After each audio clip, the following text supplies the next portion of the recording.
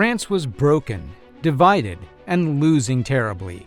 Armies were failing, and leaders were doubting themselves. And hope?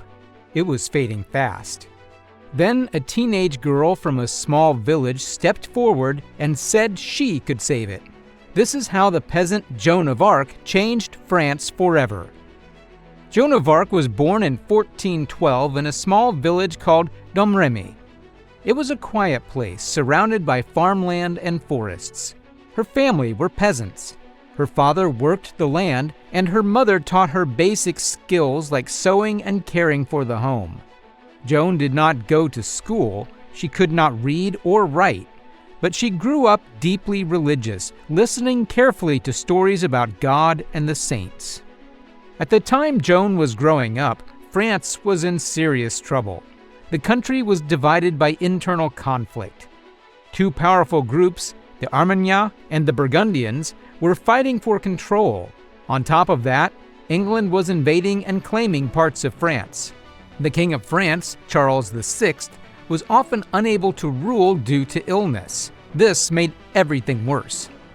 In 1415, the English defeated the French badly at the Battle of Agincourt. Then in 1420, a treaty was signed that gave the English king the right to rule France. This pushed aside the French prince, known as the Dauphin, Charles. He fled and set up his own court far from the capital. France was no longer united. It was falling apart. This was the world Joan grew up in. When she was about 13 years old, something happened that changed her life. One day while working outside, she saw a bright light near the church. In that light, she believed she saw an angel. She later said it was the Archangel Michael, along with other saints. They told her that she had a mission. She was to help drive the English out of France and make sure the Dauphin became king. At first, she kept this to herself. But over time, the voices became stronger. They repeated the same message again and again. Joan began to believe that this was her purpose. In 1428, the situation became even worse. The English laid siege to the city of Orléans. This city was very important. If it fell, the English would gain control of central France. Many believed that once Orléans was lost, France itself would fall. Joan decided she could not wait any longer. She traveled to a nearby town called Vaucouleurs and asked to be taken to the Dauphin. The captain there, Robert de Baudricourt, did not take her seriously. She was just a peasant girl with a strange story. He sent her away. But Joan did not give up. She returned again, more determined than before. This time, she made a bold claim. She said that the French army would soon suffer a defeat. Not long after, news arrived that the French had indeed been defeated in battle. This shocked people. Suddenly, Joan did not seem so easy to dismiss. The captain finally agreed to help her. She was given a horse, armor, and a small group of men to escort her. For safety, she dressed like a soldier. The journey to meet the Dauphin was long and dangerous. They had to cross enemy territory, traveling hundreds of miles. When Joan arrived at the Dauphin's court, he was curious but cautious. To test her, he hid among his courtiers. Joan had never seen him before, yet she walked straight to him and identified him correctly. This surprised everyone. She was given a private meeting with him. We don't know exactly what she said, but it had a strong effect.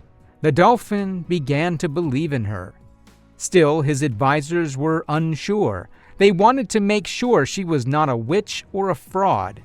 Joan was sent to be examined by church officials. They questioned her carefully about her beliefs and her claims. She remained calm and confident. In the end, they declared that she was a sincere and faithful Christian. Now she was given a chance. Joan was sent to Orléans with a French army. Many soldiers were unsure at first. They were not used to taking orders from a teenage girl, but something about her presence changed the mood. She spoke with confidence, and she believed completely in her mission. Slowly, the soldiers began to trust her. When the fighting began, Joan was right there with them. She carried a white banner instead of a weapon, but she stayed close to the action. She encouraged the soldiers and pushed them forward. During one attack, she was hit by an arrow in the shoulder. It was a serious wound. Many thought she would not return, but the next day she was back on the battlefield. This shocked both her own army and the enemy. After several days of fighting, the siege of Orleans was broken. The English were forced to retreat. This victory changed everything. For the first time in years, the French had hope, and that hope was connected to Joan. After Orleans, the French army continued to win. Town after town was retaken. The English forces were pushed back. At the Battle of Patay, the English suffered another major defeat. Their army collapsed quickly. Joan's next goal was clear. The Dauphin needed to be crowned king. The traditional place for this ceremony was Rheims Cathedral, but Rheims was deep in enemy territory. Many advisors thought it was too dangerous. Joan disagreed. She believed it was necessary. The army marched toward Rheims, and along the way, cities surrendered without much resistance. The momentum was on their side. In July 1429, the Dauphin was crowned as King Charles VII. Joan stood beside him during the ceremony. This was the moment she had been working toward. But her story did not end there. Even after the coronation, Joan wanted to continue fighting. She believed France was not fully free yet. However, the king and his advisors began to change their approach. They wanted peace and negotiations instead of constant battle. Joan pushed forward anyway. In one attack on Paris, she was injured again, this time in the leg. The attack failed, and this marked a turning point. Her influence began to fade. Months later in 1430, Joan was captured during a battle. She was taken by the Burgundians, who were allied with the English. Her situation quickly became dangerous. She was held in prison and later handed over to the English. They wanted her put on trial, not as a soldier, but as a heretic. The trial was long and intense. She was questioned for hours about her visions, her beliefs, and her actions. Despite her lack of formal education, she answered clearly and confidently. She did not break under pressure. But the outcome was already decided. She was found guilty. One of the main charges against her was wearing men's clothing, which was considered a serious offense at the time. Combined with her claims of divine guidance, this was used against her. On May 30th, 1431, Joan of Arc was executed. She was burned at the stake in the city of Rouen. She was only 19 years old. It seemed like her story had ended in defeat. But that was not the case. Her actions had already changed France. She had lifted the siege of Orleans. She had helped secure the coronation of the king. And most importantly, she had given the French people something they had lost: belief.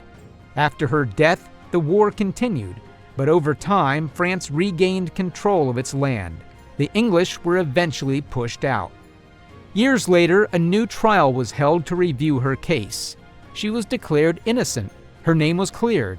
In 1920, she was officially recognized as a saint.